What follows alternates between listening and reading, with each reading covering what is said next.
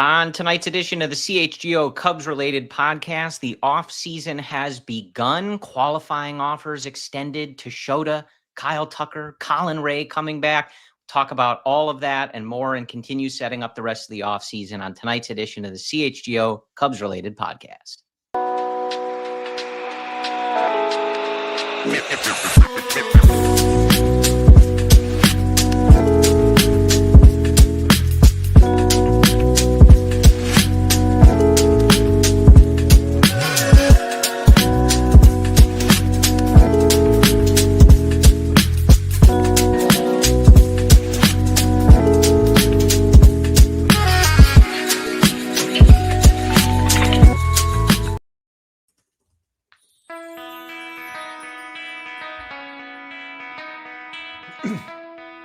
This is the CHGO Cubs Related podcast driven by Toyota. Let's go places. Good evening, everyone. My name is Corey. I am joined as always by Brendan.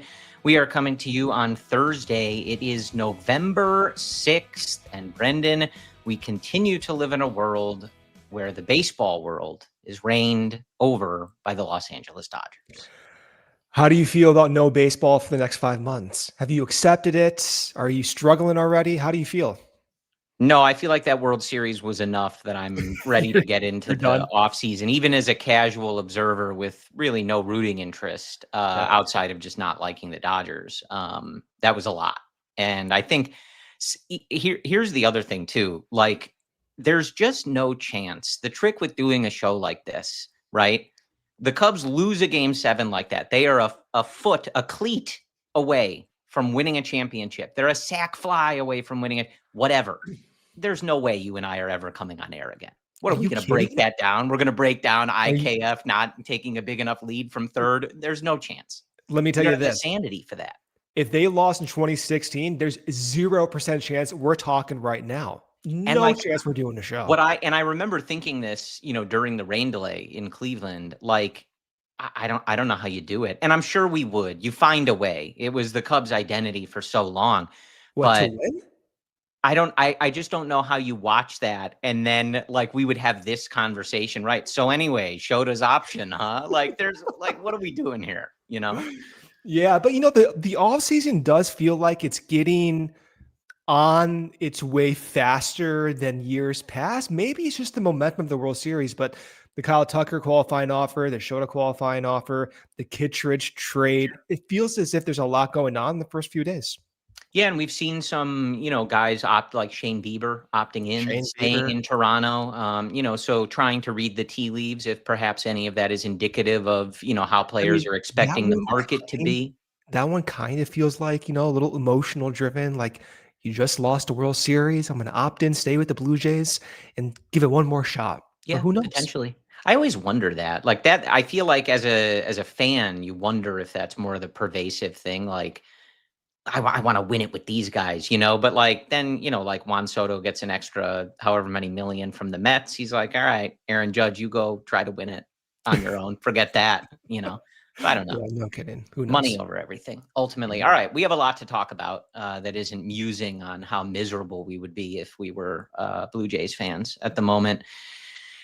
Shota, the option, you and I talked about that last week. I saw some surprise when the Cubs ultimately declined that option, which I was surprised at. Not the decision, but the surprise amongst the fan base. We talked about that last week, that once that that option turns into 3 years, I think an annual value of 19, even though it wasn't directly 19 a year, probably not something the Cubs were going to be interested in, given their depth, given their need at the top, given some questions about Shota, which we'll talk about.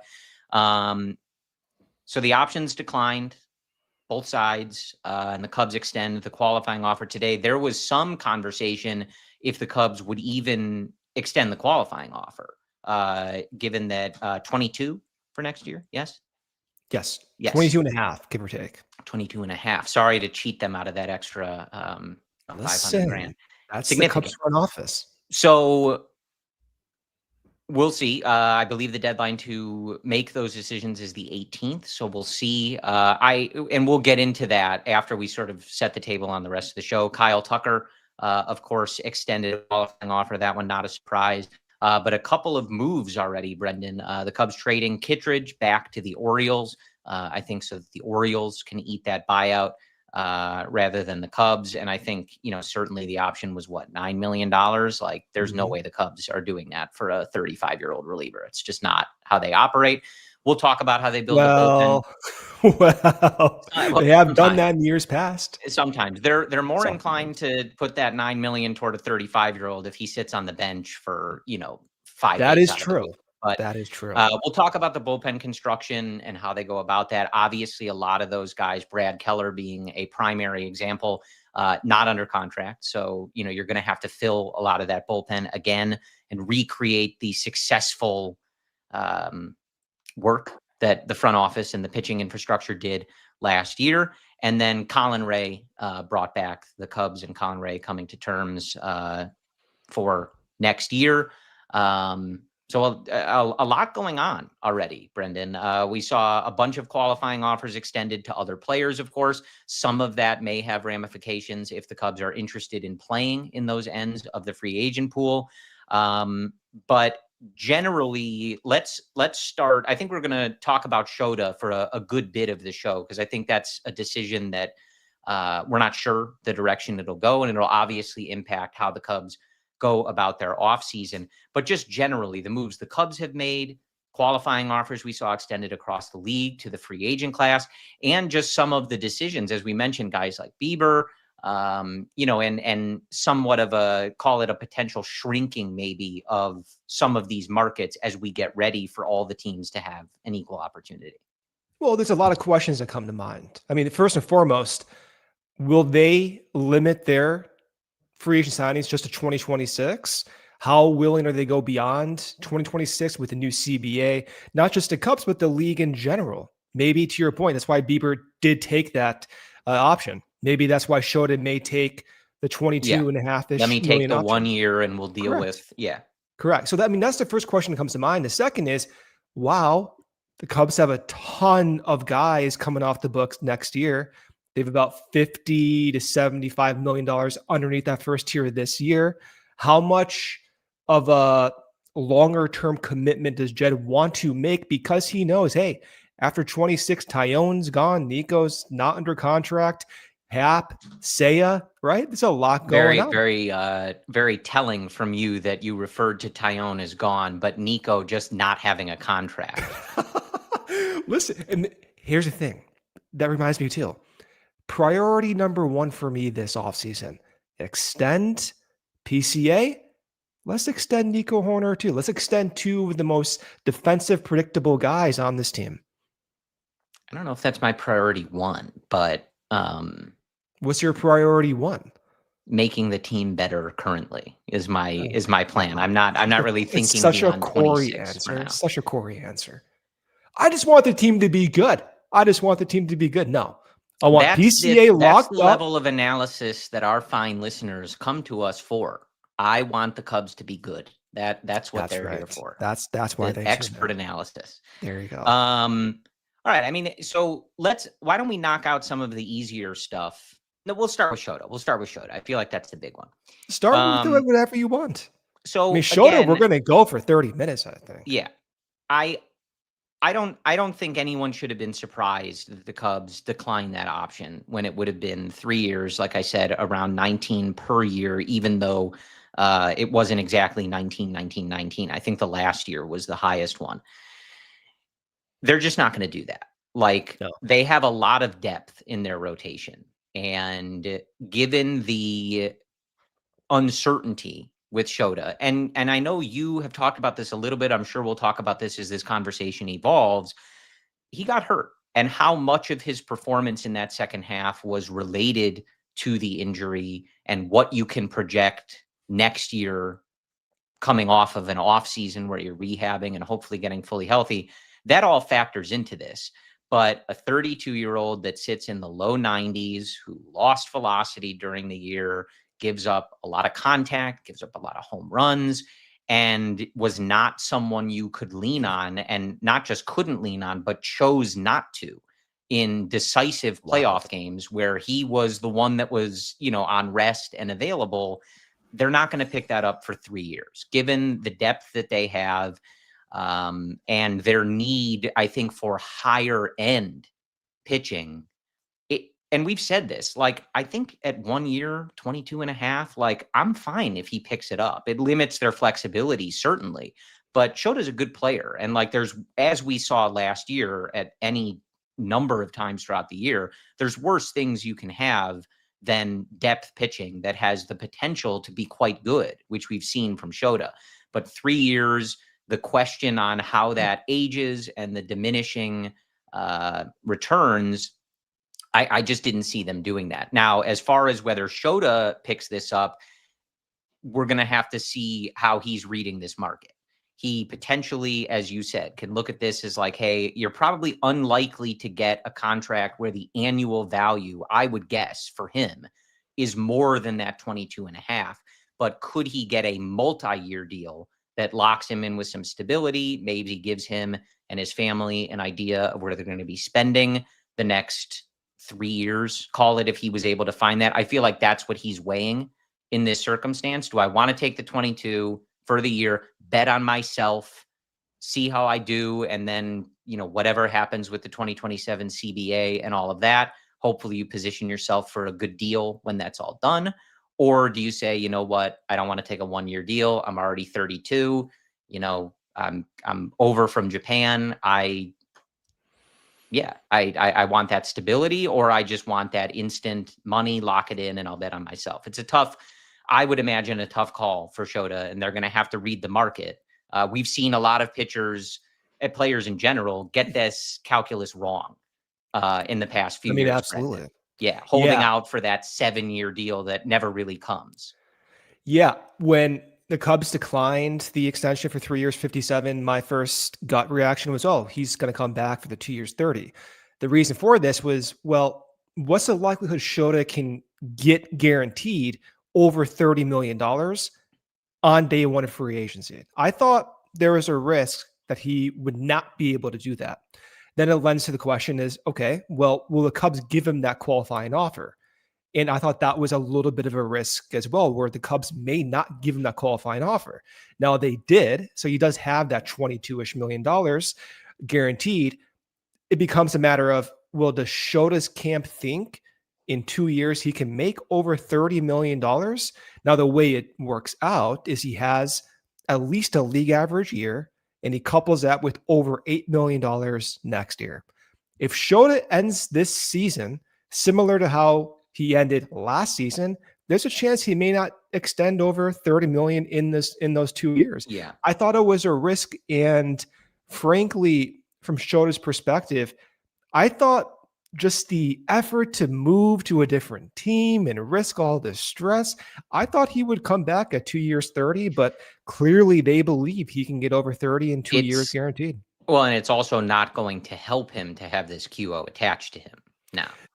Exactly right. So, now you have a team who has to give up a draft pick plus a guy who had a 4.8 FIP and got skipped over in game 5 of the NLDS. I would guess that in his camp, if they elect to decline, they're going to be thinking that they're going to be able to demonstrate to these teams how the injury affected him, what his work was before. Right. And, they're not asking for anything crazy, I wouldn't guess. Right. So, to a lot of teams, he might look quite attractive if they're a believer that the velo can come back a little bit, and some of his mechanical stuff was related to those injuries. Well, then some people say, oh, well, you come back after the next year. Well, there's no qualifying offer attached. That is true, but the CBA is expiring. So I don't know what the negotiation is going to be like, but there's some uncertainty in Shota's camp that after 26, the qualifying offer in a normal CBA won't be there, but you don't know what's going to happen. So all things considered, I thought, let's just wait until the 2 years expire from his camp and they are more confident. Maybe that should give you and I more confidence if Shota's confident that he can come back and perform way better than what we saw in 25. Perhaps. Before we hit our first ad break here, I do want to address a comment from Nicholas in the chat. Appreciate y'all in the live chat. Drop any thoughts you have. And he just says, depth with a lot of uncertainty. Hard to think Boyd, Horton, and Tyone will all be healthy. 100%. But I think that's Yeah. why the Cubs don't want 3 years locked up in Shota at this point. I think their need is at the top of the rotation. And at this point, while we know that Shota has shown that potential at times in his MLB career, pitching is very hard from, a guarantee. Well, we'll talk about that on Yeah, the next I topic. just think in general they have a lot of guys with question marks. Shota would be in that group, not in the certain top of the rotation level group, which is I think why the Cubs at 3 years are just going to be like, no, that's not our priority right now. But we'll talk about it more after our first ad break here. Hey, Cub fans, Toyota has 25 vehicles with available all-wheel drive and four-wheel drive. The RAV4 has legendary versatility. The Grand Highlander's adult-size third row is for real, and the Tacoma's wild side comes standard. From job sites to campsites and game nights, there's an all-wheel drive or four-wheel drive Toyota to get you there in style. Find yours at toyota.com or visit your Chicagoland Toyota dealer today. Toyota, let's go places. Also, become a CHGO diehard and upgrade your fandom today as well. Get access to our exclusive written content, a free t-shirt, plenty of discounts on future merch and events, plus access to our CHGO Discord lounge where we all hang out and talk Chicago sports and so much more. Go to allchgo.com for the latest information on how you can join thousands of CHGO diehard fans in our community. We cannot wait to connect with you on an ever greater level. Let's be real. BO happens, but Mando changed the game. What I love most is how simple it is. It just works. I've used it everywhere. Piss, thighs, feet, you name it. I figured help a little, but now I'm hooked. Get this, Mando's whole body deodorant is safe to use anywhere. All of it is created by a doctor who realized body odor was being totally misunderstood. Mando blocks odor all day and controls it up to 72 hours and is clinically proven to beat soap alone. The solid stick uses mandelic acid to stop odor before it starts, and the aluminum-free spray is perfect for hard-to-reach spots. Try it. Grab the Mando starter pack today. Solid stick, cream tube, 2 free extras, and free shipping. To do this, go to shopmando.com, use code CHGO for 20% off site-wide plus free shipping. That's SHOPMANDO.com. Mando's got you covered. Deodorant plus sweat control. Say goodbye to sweat stains and say hello to long-lasting freshness. All right, folks. I also want to give a shout out to our guy, Patrick Norton, and invite you to sign up for the CHGO daily newsletter in your inbox every morning. Get you caught up on everything you need to know about Chicago sports. So you're getting all your CHGO Cubs coverage from us, Luke, Joey, Justin, and the gang. But if you want the full comprehensive look at Chicago sports, Patrick does an excellent job. And it'll be in your inbox every morning. So get you caught up while you have your morning coffee, and then you're ready to go. And your water cooler chat will never have been more informed. Look at that. And Patrick's just a really nice guy. So you should read Sure his is. writing. Sure. allchgo.com/newsletter to sign up, and then it'll be in your inbox every morning. Yep. All right, Brendan, the Shota decision. The Shota decision. It's odd. It's a bummer to be in this spot where, like, we're having this discussion. we're having this conversation. Yeah, I mean, coming from wild to a get to guy this that was point. leading Major League Baseball in earned run average for the first however many months of the season, to now, like, do we want to? Is it worth this money? It's a but that's baseball, and that's pitchers, I think, more specifically. So I think I see I see some asks about Dylan Cease, and his inconsistent numbers, but he's a guy that a lot of people are clamoring for. I think with Shota, it ultimately just comes down to how you're projecting.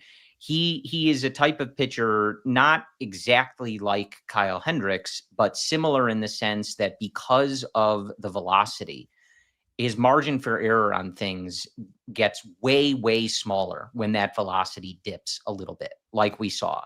When you're going from, say, 92 to 91 or 91 to 90, big deal when you're facing major league hitters at this point in 2025, when they're having to be prepared for every other pitcher throwing 103 with a 94-mile-an-hour slider.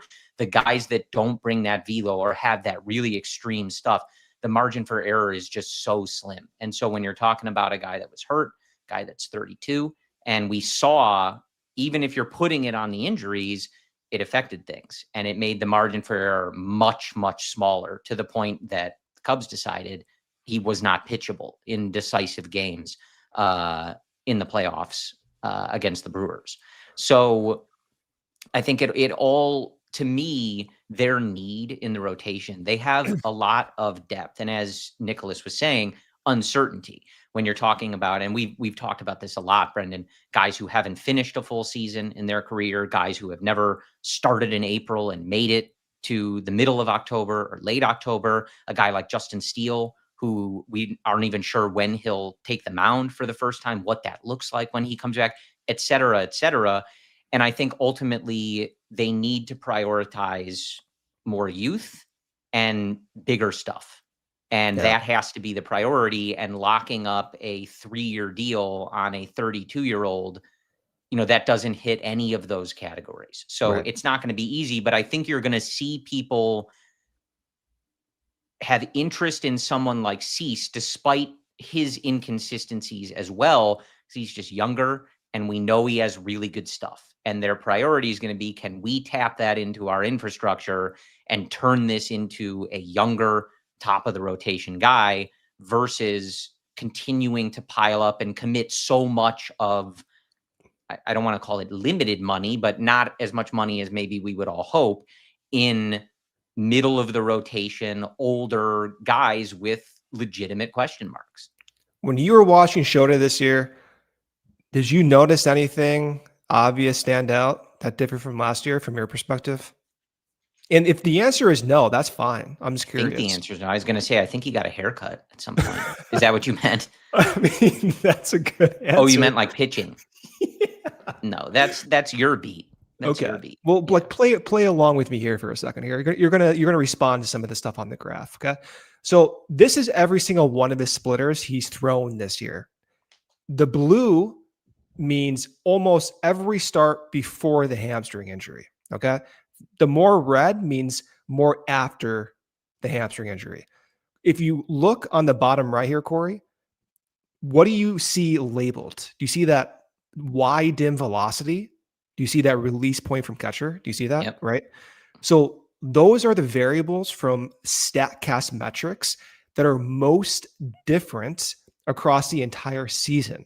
That's why each one of those dots, which is one splitter, is pushed on the bottom right of this graph. So the most differing trait from Shota was release extension, release points, as well as velocity. And when we look at how that affected the shape movement of his splitter, the splitter ended up running more. It had more tailing action to it.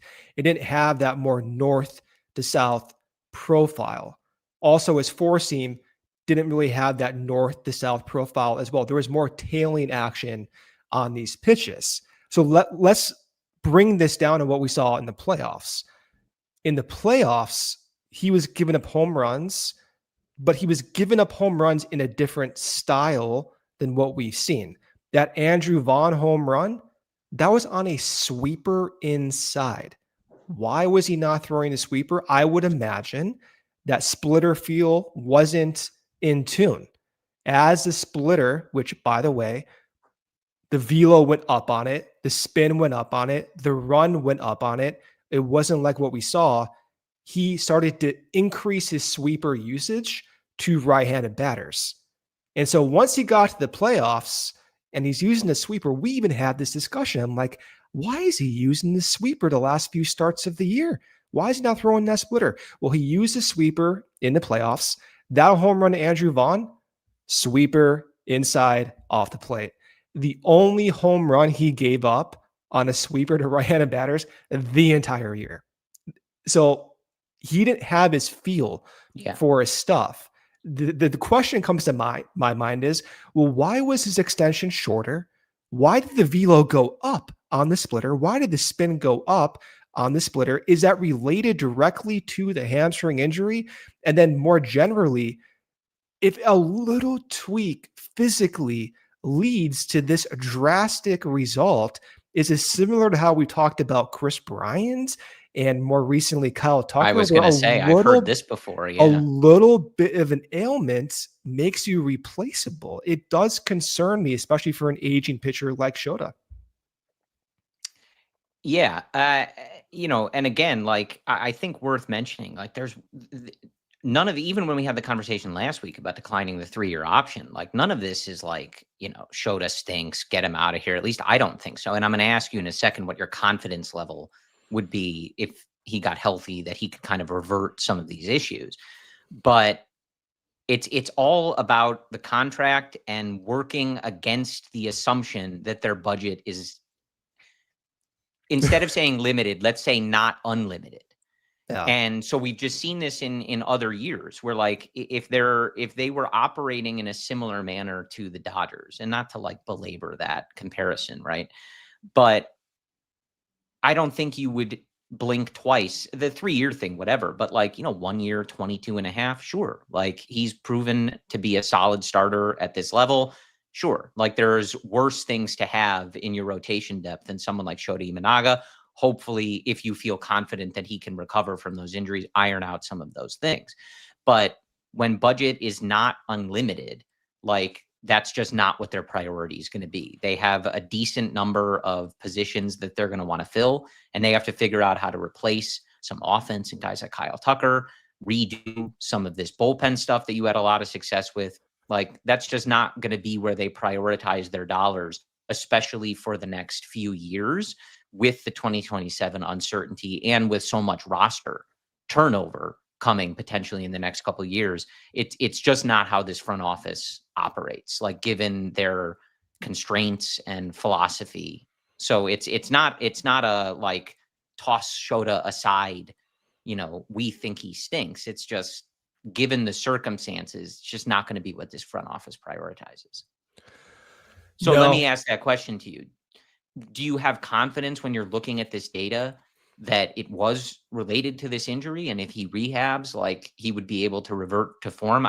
Some of that might be impossible for you to know, but it gives you more questions to ask. So the question number one is, why was he not moving off the mound as well as he was the previous year? So then becomes a conversation with Shota, Hadavi, the athletic staff. Is it injury related? Well, when the season started, the extension was shorter and the velocity dipped on the four seam even before the injury. And then the injury just appeared, whether it was coincidental or not, it appeared to amplify those initial trends we saw. So the question is, why is the movements, his ability to get off the mound, different? And so if the answer is, well, we think it's this, well, we think it's that, and they don't know, and if that is the answer, I can tell you my confidence is low. And I would not want to bet on my top end of the rotation on someone who's is aging and may not be able to get off the mound that much. So if that answers your question, I think it is low, assuming that they don't know why he was not getting off the mound. Yeah, I mean, I'd like you to have the, but I know you don't have the medicals in front of you, or the biomechanical tools to, necessarily evaluate that.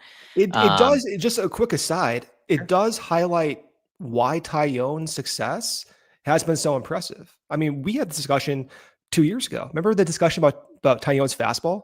Like, oh my God, Tyone's fastballs are I wake running up more at night still thinking about the horizontal run. Yeah. I'm sure. There you go.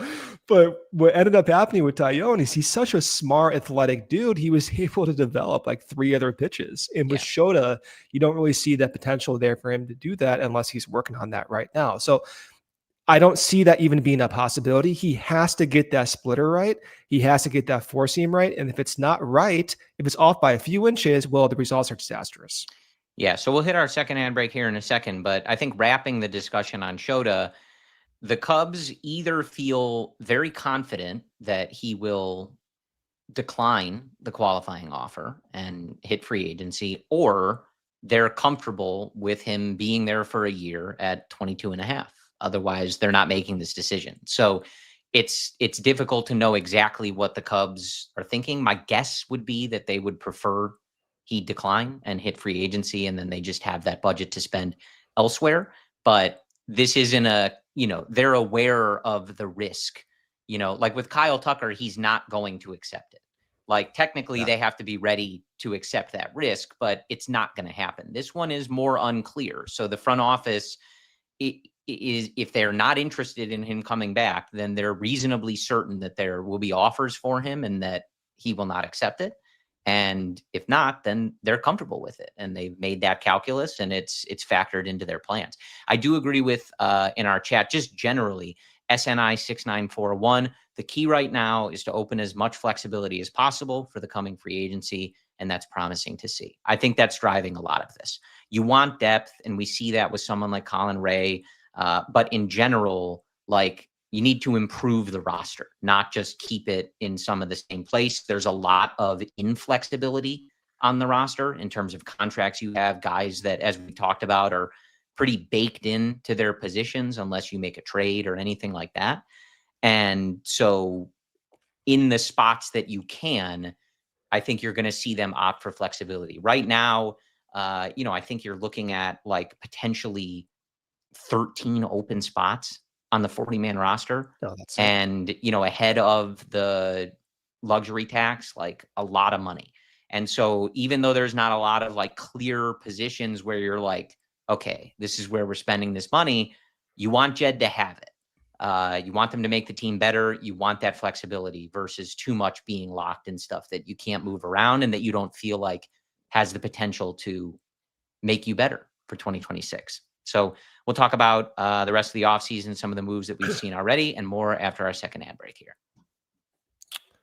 You know the moment, the one when you realize you left your favorite sunglasses at the beach or on the roof of your car or at a gas station 3 states away? Well, I've been there too. Actually, I left my sunglasses on my seat of my car. I was going to the grocery store. I came back, forgot I did that. I sat on them. I bent these, I bent the sunglasses. But you know what? I found Shady Rays and it changed the game for idiots like me. These sunglasses are made for real life and they are also seriously good looking. They're polarized, they're durable, they're not stupidly expensive. And here's the wild part. If you lose or break them, even on day one, Shady Rays will send you a brand new pair, no guilt trip, just replacements. So now I get to actually wear my sunglasses without fear on hikes, at concerts, on the boat, wherever. Shady Rays has eyewear that has your back. Man, there's nothing like catching a baseball game. I'm missing it. Hopefully, spring training will fly by. I'm going to miss the energy, the crowd, the first crack of the bat. But honestly, what I don't miss is getting tickets. That is the worst part. You're fighting through queues, logins, random price jumps. It feels like you need a degree just to sit in the bleachers. But that's why I started using Game Time. It's actually completely changed the game for me. It's a hack for fans. It's super easy, no hidden fees. It actually gives you great seats at the best price. I was looking at World Series tickets on Game Time. I saw those prices change. If I wanted to go watch the Blue Jays disastrously lose that game, no offense to Blue Jays fans, I knew I was going to get the best price through Game Time. What I also love most about the price is what you see is what you pay. No surprise fees at checkout. And with the Game Time guarantee, these tickets are 100% real and arrive on time. So download the Game Time app, create an account, use code CHGO, that's CHGO, for $20 off your first purchase. Tap ticket. Go download Game Time today. All right, Brendan, back with you. I do, and maybe this extends to you as well, but as we sit here in this podcast, I do want to offer a brief congratulations to my mom. Justin Turner is gone. So there you go. Congrats. I was wondering where you were going with that. Yeah. I mean, I'm sure you yourself are very upset. In the uniform, she'll support and root for it, but that's right. I don't think that there's going to be sadness that that didn't happen. So I do want to talk a little bit about the Colin Rea decision. I think this one's pretty simple, but the Cubs and Colin Rea agreed to a new 1-year deal, $6.5 for 2026, a club option for 2027. The total value would be at $13 million. And I got no beef with that. Brendan? I think he was a really solid pitcher. He adds to that depth. He obviously has a great familiarity with Craig Counsell. And, he was one of the guys, truthfully, as some other pitchers, were kind of running out of gas or dealing with injuries. Like, he was always just there and solid, and he ate some innings for you in the playoffs. And, certainly he's not a big high ceiling guy, but we saw very clearly the need for that depth and to make sure that you have a bunch of it. And I think there's worse things you could do with that money than bring Colin Rea back and keep him into that fold, especially as a guy that we saw, can play multiple roles. He's ready to make spot starts and contribute in a strong way in that regard. He can be a swing man, a short relief guy, and it's valuable. So I have no issue.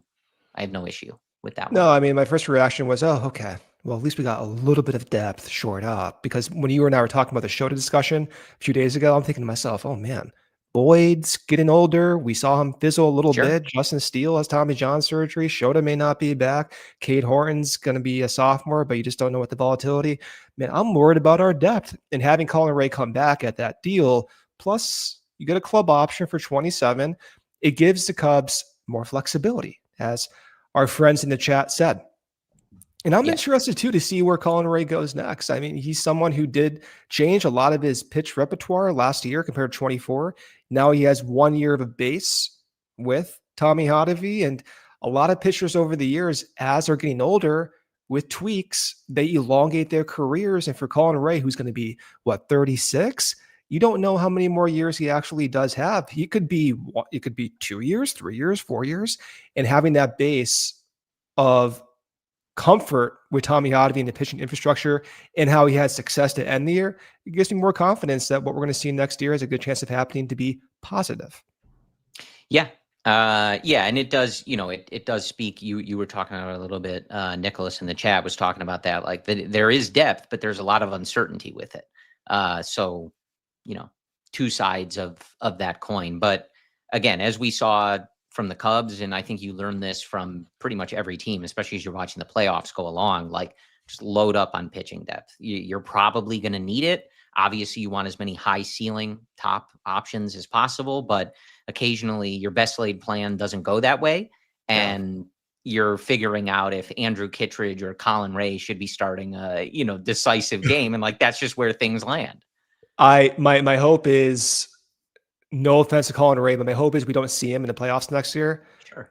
It's similar to Jason Hamill. We're not Hamill. talking about it at least. Yeah. No, like we love Jason Hamill, Pearl Jam guy, your guy, right? He had great success in 2015, 2016, didn't pitch in the playoffs, dude. So, like having that depth. That's the best laid plan. Yeah. Yeah. And having the ability to eat innings, provide some value in the regular season, then you turn it over to your big thumpers, both in the lineup and in the pitching staff. That's the best path forward. Yeah. Agreed. So, and, look, I mean, I joke about it, but I think, the Turner decision was obvious. It goes to that same thing we were talking about. Like, you got to prioritize upside. Like, he, by all intents and purposes, a very valuable clubhouse guy, but, you're building a bench for next year. You need more flexibility. And I don't think you commit to, I think he'd be 41. And in the second half was better against lefties, but overall, I don't think that, no, I don't think that went the way that they had hoped in a general sense. So I don't, not surprised to not see them want to continue that. I did like the clubhouse presence. I mean, being realistic here, it did matter. And here's how it mattered. Pete Armstrong discussed the actual results he had because of Justin Turner's influence. And this is not just like, hey, you're good, dude. It wasn't hoorah. It was like, hey, man, like this is what you should be looking at approach-wise. And he'll reference home runs and hits because of Justin Turner. So the value is not like him actually hitting himself, but it's actually providing home runs in the form of like wisdom to other players. So, I do like having that in the clubhouse. I don't know where it will come from next year or if it's necessary, but I do like that. Sure. Yeah, well, and I mean, look, that was one of the things I think when he signed was not necessarily that we knew he would provide that in a, locker room sense, But I remember, any confidence that I had in that move was rooted a lot in like, this guy knows how to hit. He clearly understands the dynamics of hitting quite well to have changed his swing so drastically through his career to end up, Yeah. providing so much value to the Dodgers that like, this is clearly someone who understands modern hitting and how to translate this data and put it in there. Now, this is one of those things you can't quantify. And I think a lot of teams likely struggle with, the Cubs need to get better. They need results on the field. And clearly can see the effect of having some of those guys in the results on the field. But how do you quantify it, and how do you square, can we use a roster spot if we're not feeling like we're getting the No, well, on-field you production can't. for the, and You in the can't. Cubs case, you can't. Like, It other teams may be able to afford that, but the Cubs can't right now. It was an unexpected plus when, frankly, the results were not what you If expected. you'd like to be a coach, That's fine. You know? I don't know if he's like, hunkered down in Southern California, but I would welcome him back as a coach. Absolutely. I mean, from a personality standpoint, I will be honest, I did enjoy his personality. That's what I'll wow, say. I'm going big to of say you it. to admit that. I think it really is. Because let me tell you this, in 2017, that home run in game 2, that ruined my entire week, Well, man. don't rile me up about that.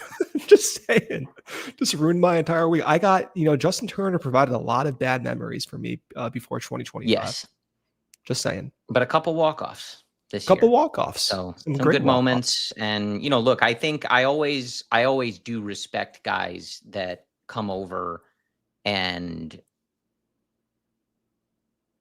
on a team. And like, when, we don't know, all we see him as is the villain for so long. And to see the impact that they have in the clubhouse, he did some good stuff in the community while I was here in Chicago. It's always nice to just see that, like, guys that are here for a short time, but they make an impact in a way. But yeah, ultimately, like, the Cubs aren't in a position coming off a year not winning the division, getting bounced in the first round. You can't prioritize good vibes in a 41-year-old bench bat over trying to improve that production. So I suppose we can talk about the bullpen. Okay. As I said, I'm not particularly, the Kittredge thing makes a lot of sense. I've seen, the speculation out there that, maybe this was like somewhat of the plan all along, so that the Orioles could eat the buyout and the Cubs wouldn't have to. But Kittredge was good for this team. And I enjoyed him on the team when he was here. I will remain utterly fascinated. I feel like in recent memory, he is a guy who visually, it does not square with what comes up on the radar gun. It doesn't look like he's trying. And, what was he sitting most of those games? 96, something like that. 96, Like, 97. I remember every time watching him going like, where is that coming from? Dude, he has huge traps. You see those traps in those champagne celebrations? They were pretty big. I think that's where it was coming from. CHGO Cubs Related After Dark here. Look, I can't say that I was focused on his traps, Brendan, but they were just popping out. How can you not? How can you not Yeah. notice them? He had big traps. Yeah, I always remain fascinated. He just like such a low effort looking guy. Obviously, it's not low effort, but the ball just like exploding out of his arm, and it does not look like it should match that. But mid-30s reliever, he was solid, but I think it would have been $9 million a year. Like, they're going to try to be more creative than that. We've just seen it. Now, they do have a decent amount of work to do in this bullpen. You're losing a lot of the guys that really drove that success for you. I think like Caleb Thielbar, Brad Keller being the names that like immediately jump, but now you've lost Kittredge. Like, these are the guys that were holding down the bullpen outside of like Daniel Palencia in terms of that like real trust tree. But as we've seen, like, I think the Cubs are going to bank on their ability to do this successfully. I would be surprised to see them spend major money in the bullpen market. Now, the caveat to that is they did try to last year. They did make a significant offer to Tanner Scott, I believe more than what he ended up accepting in LA. Just barely too. So they're clearly like not completely against the idea, but I do think generally like they're going to lean on their ability to identify these sometimes reclamation projects or guys, putting them in different roles, guys who used to be a starter. Now let's try them as max effort relievers, and just leaning on that. I think that's the only path forward. If you want to have certainty with your positional side, as well as your starting pitching side, can't be dishing out $10 million to the bullpen on multiple guys, right? And for this bullpen, look at the non-roster invitees next spring. I mean, we were having this discussion last spring. We had Mike Festa signed. I believe Mike was his first name. Theobar, Chris Flexen, Brad Heller, Keller as well. All those pitchers were outliers in a specific pitch type. Phil Bickford. Now, half those guys didn't work out. Either they weren't that great in AAA, or they just were injured, or they fizzled out. Half of them did work out. Caleb Theobar was your late inning leverage guy. Brad Keller was your closer by year's end. There's traits that this front office knows that if they identify and let the pitching infrastructure optimize them, there's a better chance they can yield value in bulk than spending $20 million on 1 to 2 guys. And I think they've earned the trust to do that. It will also be necessary. And it was, for me, going into 2025, the very tipping points accomplishments that allowed Jed's front office to get the extensions. And had that not worked out and the bullpen fizzled, I don't know if we're talking about this front office staying there. Yeah. And I mean, look, it's certainly a bit of a gamble. You got to be right. You have to be right in your ability to get these guys to succeed, or get them to kind of level up in ways that maybe they haven't before. But you just see it across the league. You know, I mean, they certainly have more depth, but even going back to the Dodgers, like Roki Sasaki was not their closer to start the season. I think they probably envisioned themselves winning the World Series with Blake Trinan and Tanner Scott, and that's not what happened. So I mean, Kirby Yates and Tanner Scott both had ERAs over 4.5. Yeah. So even if you approach that in a way where you feel like you've addressed it in a sure way, like I think there's nothing less sure in baseball than relief pitchers. So it's always going to be this evolving exercise. And I think it wouldn't be where I would put the money. If there's, maybe like more middle ground, not that high end pool, but just like established veteran guys, I think it's always good to have some of those, but you got to be careful, right? Like you also run the risks of the Ryan Presleys and the Hector Neris's and looking too much at that track record. And, now you're getting an older guy that, right.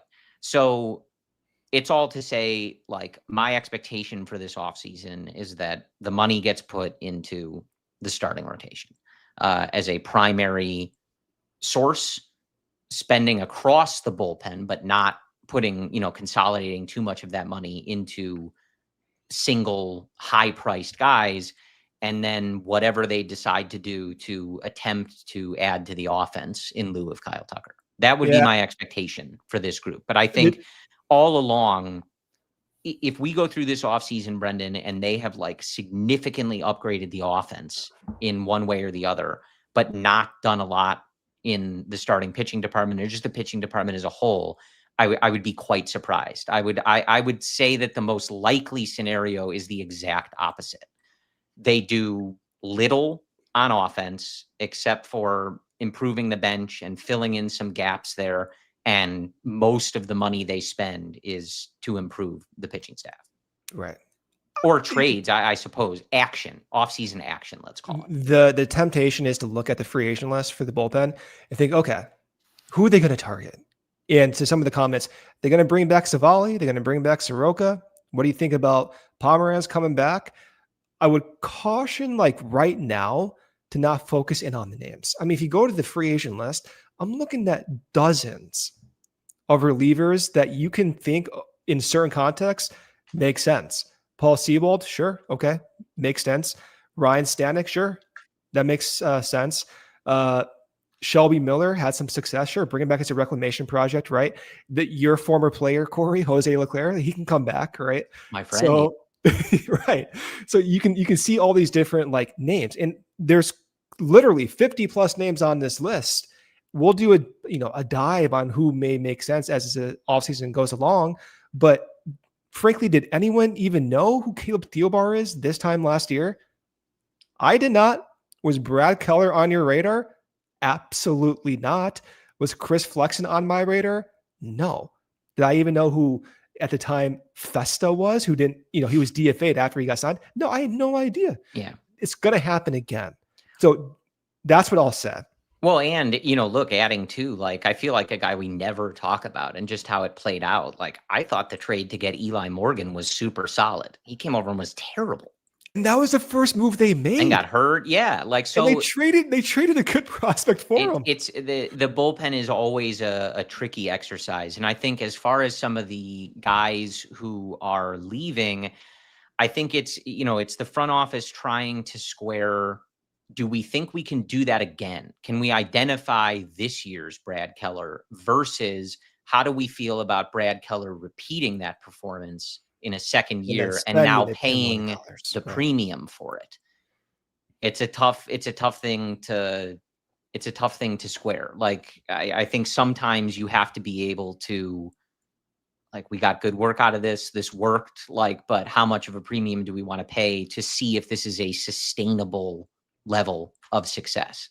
It's a tough question, but I think this group has earned at least somewhat of the benefit of the doubt that they're good at this. Are they the best in the league at it? I don't know, like, probably not, but they're good at identifying pitchers who can be successful in this bullpen. And I also want to point out, something we went into the season talking about too, and I think something that is, something I rely on is tough, but something that matters, like in trusting Craig Counsell, there was so much like discomfort early in the year with certain guys being put into certain roles, being asked to pitch in higher leverage. Let's try this guy today. Let's try this guy today. And eventually it, the cream rises to the top, to quote the late great Macho Man. Like, so you expect that exercise again. Maybe when we're sitting here and they're taking the field for spring training, Palencia is your closer and this guy's your setup man, and you have it sort of laid out. But as the season rolls on, it probably doesn't play out that way. And Craig will test whatever he is given to have things pieced together. And there's no guarantee that it works, but it's all just to say, like, at the beginning of the year, if I had told you, like, in a do or die playoff game, we would be clamoring for Brad Keller, or like, woo, what a relief when Drew Pomeranz comes out of the bullpen because he's about to get these lefties out, you wouldn't have believed me. Absolutely not. It's just how the bullpen stuff goes. So you don't want to just defer to authority too much, but they've done a very good job of identifying these pitchers and finding success with this model. And once those non-roster invitees do make their decisions, some of those guys, they're trying to debate which team to go to, by the way. They may get multiple offers. And now that you have this foundation of success for Brad Keller, who's going to be making $10+ million, right? If you're a non-roster invitee, damn right, I want to go to the Cubs. I want to make that dozen million of dollars. So in a way, the success in 2025 might allure some other future pitchers to come to this organization, and the bullpen may even be better than what we saw last year. That's the optimistic take. Sign me up for that. All right. Last 6 minutes or so, I think, that's kind of just a look at everything going on. I mean, again, we'll see. I believe 18th is the deadline for Shota to make that decision. And Kyle Tucker, I guess. Silver Slugger winner Kyle Tucker. Returning on a qualifying offer. Yeah. And Shota declines it. Yeah. So yeah, I mean, it's going to be interesting. I think the Cubs have a lot of flexibility. And I do see that the national media is holding Tom to the fire again. I see John Heyman's ripping into it. Last year Ken Rosenthal's Ken always Rosenthal. ripping into it. As much as I do not like the man, I did enjoy AJ Pierzynski giving it to the Cubs a little bit. which, does pain me to say. I cannot even believe you just did that on this show. You gave AJ Pierzynski a compliment on the show. For talking about the Cubs not being as aggressive as they should be, that's okay. Justin Turner compliments, AJ Pierzynski compliments. Jose Quintana next. Oh, no, never. Yeah, literally see never. Ya. Literally never. Never again. Watch him come back. But yeah, look, like I think they have a lot of 40-man space. They have payroll flexibility, even if they're, using that first tier or something close to it as a benchmark again. And they have a good group that's already going to be there. It has questions, certainly. There's a lot of young guys that, are going to have to continue making leaps or remove some of those big like inconsistencies and slumps and valleys from their game. But overall, like this was a good team last year. There's a lot of good stuff that's returning, and they've got some, space and funds to play with. So how they go about that, how they, are managing the 2027 potential lockout expectations, that I can't answer, but I think they are in a position to put a better team on the field next year. They have the resources, they have the roster currently in place, and they may have to get a little creative with how they go about some of these things. If they want a top of the rotation guy, is that something that they explore through trade versus free agency? If they're replacing Tucker but are unwilling to go to the top level of free agents, or what someone like Pete Alonso or Alex Bregman or Schwarbs is commanding, then they may have to get creative in how they replace that offense. But it's all just to say, as we head into this offseason here and look at some of the immediate decisions that they've made, like there's worse starting spots to be in than where Jed Hoyer is in. And I would hope that this organization is hungry to get back atop the National League Central Division and avenge getting knocked out by the team that won the National League Central Division. Yeah. And are, going to cook up a good offseason for us. But as always, like, I understand people's pessimism. I understand sometimes people's frustration. And I understand, the people that are optimistic that Ohtani's still coming here. They're still going to give Bryce Harper that money. You know what I mean? So we'll see. Yeah. This offseason, it's almost overwhelming. There's so many different ways they can go. I feel like in the past few years, it's more obvious. Last year was, okay, how did they get that superstar hitter? Because you have these guys locked up for a couple more years at minimum. The year before that was, what about Cody Bellinger coming back? And there were some uncertainties there, but the targets were laid out. This one is almost a delicate balance because you're weighing, just to start what we were talking about at the start of the show, you're weighing CBA, you're weighing expiring contracts, risk profiles, and your emerging prospects. I don't know where to even put my attention. And in one way, it's fascinating and I'm interested. In another way, I'm kind of overwhelmed.